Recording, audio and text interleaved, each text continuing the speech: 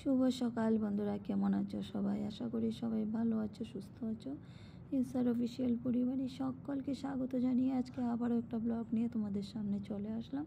তো দেখো, আমি সকালে টিফিন করে তারপর ওই ছেলেকে স্কুলে নিয়ে একটু আগিয়ে দিয়েছি, দিয়ে স্কুলের সামনেই বাজার থেকে একটুখানি বাজার করে নিয়ে আসলাম। এসে দেখো আমি তাড়াতাড়ি করে এইদিকে দেখো মাছটা ধুয়ে নিচ্ছি। মাছ আনতে গেছিলাম, তো মাছ আনলাম, শুধু গিয়েছিলাম মাছ আনতে। তারপর দেখি যে কিছু ছোটো আলু, নতুন আলু পেয়েছি একটু কম দামে, তো নিয়ে আসলাম আর কি। বর্ষার দিনে খাওয়া যাবে তার জন্য, প্রত্যেক বছরই এনে আমি রাখি। তো এবারও আনলাম আর কি। অন্য বছর তো আরও বেশি রাখি, একদম 20-25 কেজি এনে রেখে দিই আলু, বর্ষার কালে খাওয়া যায় এগুলি। এই বছর আর আনলাম না, হাতে টাকা পয়সাও নেই, আর অনেকটাই এসে মধ্যে আছি, তার জন্য আর কি একটুখানি পেয়েছি, নিয়েছি আজকে 5 কেজির মতো।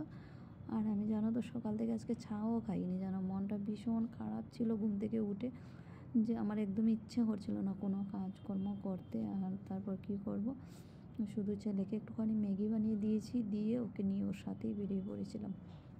তারপর তো গড়ে আসলাম, এসে তারপর তো কী করলাম, একটুখানি মুড়ি বিস্কিট দিয়ে চা খেয়েছি। খেয়ে তারপর আমি আবার চলে গেছিলাম আমার কাজে। তো কাজ সেরে আস্তে আস্তে অনেকটা বেলা হয়ে গেছে, আর এসেই দেখো লেগে পড়েছি এইদিকে বাসনপত্র এক গাদা জমেছে। আর আসার সময় আবার কি করলাম, একটুখানি এসে নিয়ে আসলাম এই কুকিজ বিস্কিট নিয়ে আসলাম, আর তোমার শাক নিয়ে আসলাম একটুখানি। আর দিশাকে বলছিলাম তুই খাবি, বলছে না। এসে এতটাই খিদে লেগেছে, আজকে সকালে রুটি বানাই নাই তো তার জন্য। অন্যদিন তো রুটি দিয়ে চা খাই, তো এতটা খিদে পায় না, আর আজকে মুড়ি দিয়ে চা খেয়েছি, খিদে পেয়ে গেছে। তো দিশাকে বলছি আর কি, দিশা বলছে মা তুমি সবসময় দিকে এই বিস্কিটটা খাও, আমরা ছোটোর থেকে দেখে আসছি। আমি বললাম তুই ছোটোর থেকে দেখে আসছিস, আমি ছোটোর থেকে খাই, ভালোবাসি। আমার মা নিয়ে এসে আমাকে দিত। তো ও বলছে তোমার নামের অক্ষর তাই নাকি ভালোবাসো? আমি বললাম না রে, সেরকম কোনো কথা না, এটা আমি ভালোবাসি তাই আর কি, জানি না কেন ভালোবাসি। বিস্কিটটা খেতে ভীষণ ভালো লাগে আমার।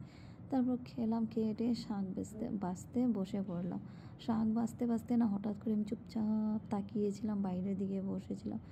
দিশা এসে আমাকে ডাকছে, মা মা তুমি এইভাবে বসে আছো কেন?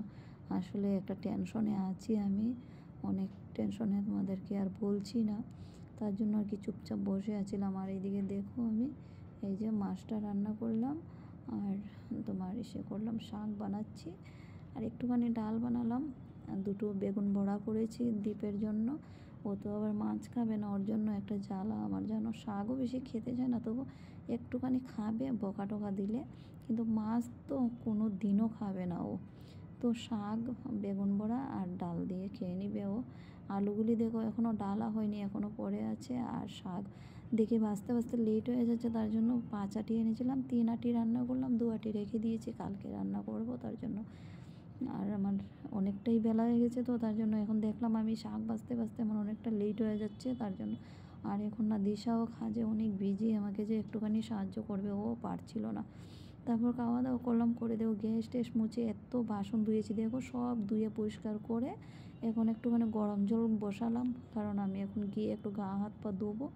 সমস্ত দিন দৌড়াদৌড়ি করেছি তো, কাপড় চোপড় ধুয়েছি, অনেকটা গায়ে যেমন নোংরা নোংরা ভাব লাগছে। সন্ধ্যা হয়ে গেছে দেখো, 4:30 বাজে।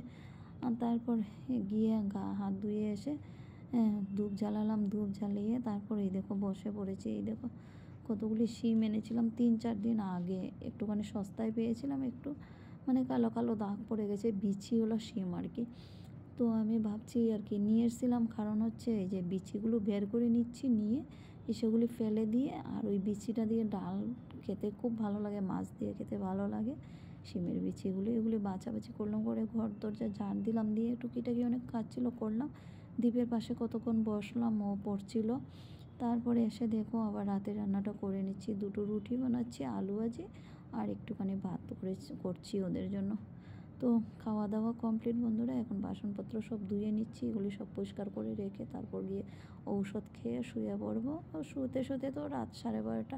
তো ব্লগটা এখানে শেষ করছি, সবাই ভালো থেকো, সুস্থ থেকো, আবার দেখা হবে নতুন একটা ব্লগের সাথে।